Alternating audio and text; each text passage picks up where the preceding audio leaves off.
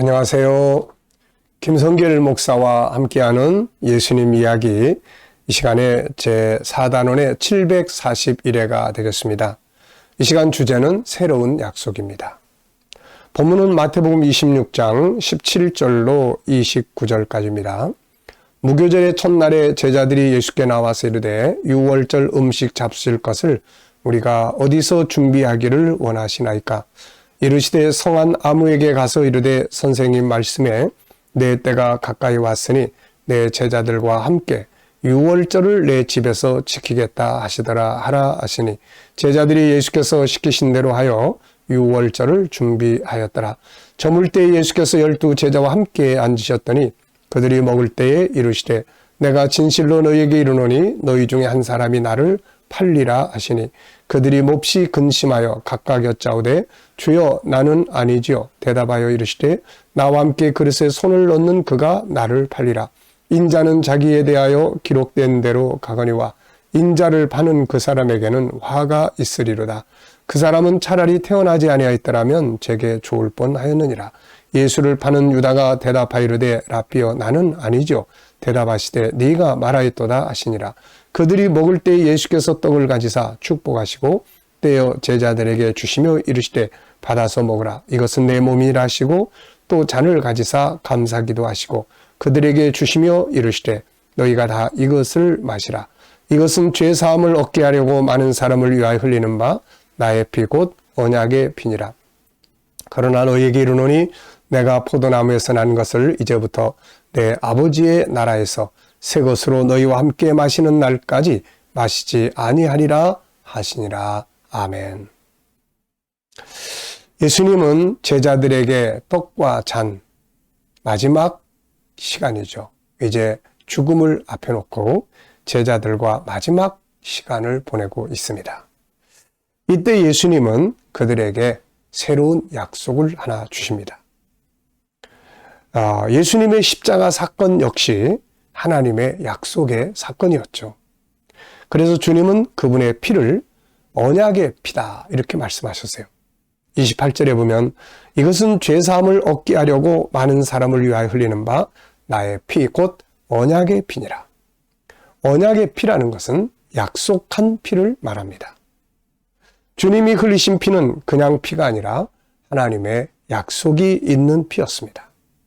하나님께서는 범죄한 인간에게 죄사함을 받고 하나님께 나아오기 위한 약속을 주셨는데 그게 바로 피에 대한 약속이었어요. 인간이 죄를 짓자 하나님은 하나님께 올 수 없는 인간들에게 올 수 있는 방법을 가르쳐 주셨어요. 그게 바로 피입니다. 너를 위해서 양이나 소를 잡아라. 그리고 그 양이나 소가 너를 대신해서 죽음으로 그 피의 제사를 드릴 때 내가 그 피를 보고 너희를 용서하고 받아줄 것이다. 피는 대속물이거든요. 나 대신 양이나 소가 대신 죽었어. 그래서 하나님이 나를 용서하시고 받아주시는 거죠. 히브리서 9장 22절에는 율법을 따라 거의 모든 물건이 피로써 정결하게 되나니 피 흘림이 없은즉 사함이 없느니라. 피는 나를 대신해서 누군가가 죽었다는 것을 의미합니다. 그래서 내가 죄사함 받고 구원받는 거죠. 피가 있어야 죄사함을 받을 수 있다는 약속이었어요. 이 약속 때문에 구약에서는 항상 이스라엘 백성들은 하나님께 나갈 때 짐승을 잡아서 그 피를 뿌렸던 것이죠. 히브리서 9장 18절 이하를 보면 이러므로 첫 언약도 구약을 말합니다. 피 없이 세운 것이 아니니 모세가 율법대로 모든 계명을 온 백성에게 말한 후에 송아지와 염소의 피 및 물과 붉은 양털과 우슬초를 취하여 그 두루마리에 온 백성에게 뿌리며 이르되 이는 하나님의 너희에게 명하신 언약의 피라 하고 또한 이와 같이 피를 장막과 섬기는 일에 쓰는 모든 그릇에 뿌렸느니라. 피가 뿌려져야 이건 대속이 된 거다. 대신 속죄가 된 거다 해서 용서를 받게 됐던 것이죠. 자, 그리고 이제 신약에 와서는 짐승의 피가 아닌 예수님의 피를 뿌리게 하신 겁니다. 피는 하나님 인간에게 주신 죄사함의 약속이에요. 그래서 주님의 피를 약속의 피, 언약의 피라고 말씀하신 것입니다. 오늘도 우리가 하나님께 나아가고 구원을 받는 것은 바로 이 약속, 하나님의 약속에 따라서 예수님의 피 뿌리심을 믿을 때 죄사함 받고 구원받고 하나님의 나라에 들어갈 수 있게 하신 것이죠. 그런데 이제 예수님은 이 언약의 피를 나누는 그 시간에 새로운 약속을 또 주셨어요. 그게 바로 29절입니다. 그러나 너희에게 이르노니 내가 포도나무에서 난 것을 이제부터 내 아버지의 나라에서 새 것으로 너희와 함께 마시는 날까지 마시지 아니하리라. 주님은 제자들과 마지막 끝나는 의식을 지금 하고 있는 게 아니었어요. 이게 끝나는 의식이 아니라 죽음은 끝나는 것이 아닙니다. 예수님은 제자들에게 아버지의 나라에서 새 것으로 마시자, 이 약속을 주신 거죠. 끝나는 것이 아니라 죽음은 아버지의 나라로 돌아가는 시간이 되는 거죠. 요한은 요한복음 14장 1절, 2절, 3절에서 이후 이야기를 이렇게 표현을 했습니다.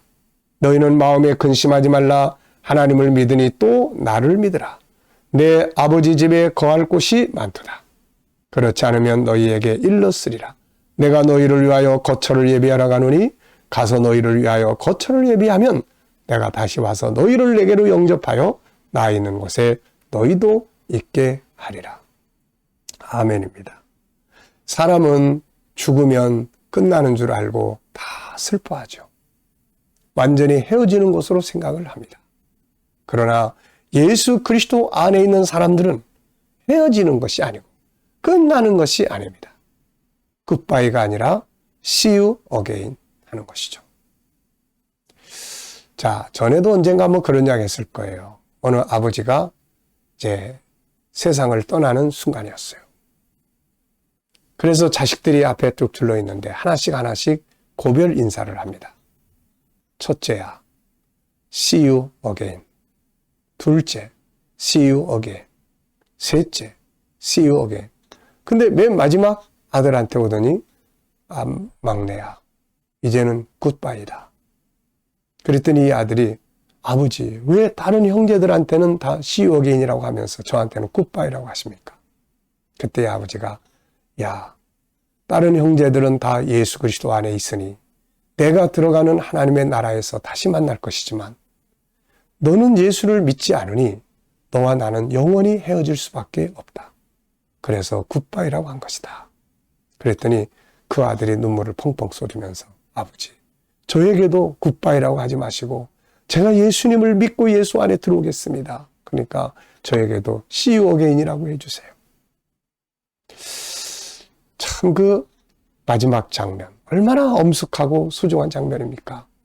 세상 사람들은 그 순간이 다 끝나는 줄 알아요. 그래서 슬프고 그래서 안타깝고 다 그래요. 그런데 예수님은 그 마지막 상황에서 see you again. 하나님의 나라에서 우리 다시 만나자. 그곳에서 우리는 새 것으로 함께 마시게 될 것이다. 이 얼마나 멋진 약속입니까? 이 약속이 있기 때문에 우리에게는 소망이 있게 되는 거예요. 그래서 저는 그런 생각을 해봅니다. 우리가 세상을 떠날 때 사랑하는 가족들에게 남길 수 있는 마지막 제일 중요한 말이 바로 이 말을 꼭 남겨야 된다. 우리 천국에서 다시 만나자. 천국에서, 하나님의 나라에서 다시 만나자. 하나님 나라에서 꼭 만나자. 이보다 더 중요한 유언은 없을 겁니다. 우리 믿는 자들에게는 바로 아버지의 나라에서 영생의 복을 누리고 생명수 강가에서 새 것으로 함께 먹고 마시는 날이 약속되어 있습니다. 살아있는 동안 그 약속을 믿고 소망을 갖고 살아야 하고 세상을 떠날 때는 우리도 바로 그 자식들에게, 가족들에게 그 유언을 남길 수 있어야 할 것입니다. 요셉도 창세기 50장을 보면은 마지막 세상을 떠날 때 이런 유언을 남겨요. 나는 여기서 죽으나 너희는 하나님께서 언약의 땅으로 데리고 가실 것이니 갈 때 내 해골을 취해서 가지고 가라. 하나님의 약속대로 가나안 땅이 주어진다는 거죠. 오늘 우리도 이 약속을 믿고 소망으로 살고 우리도 세상 떠날 때는 우리 천국에서 꼭 다시 만나자.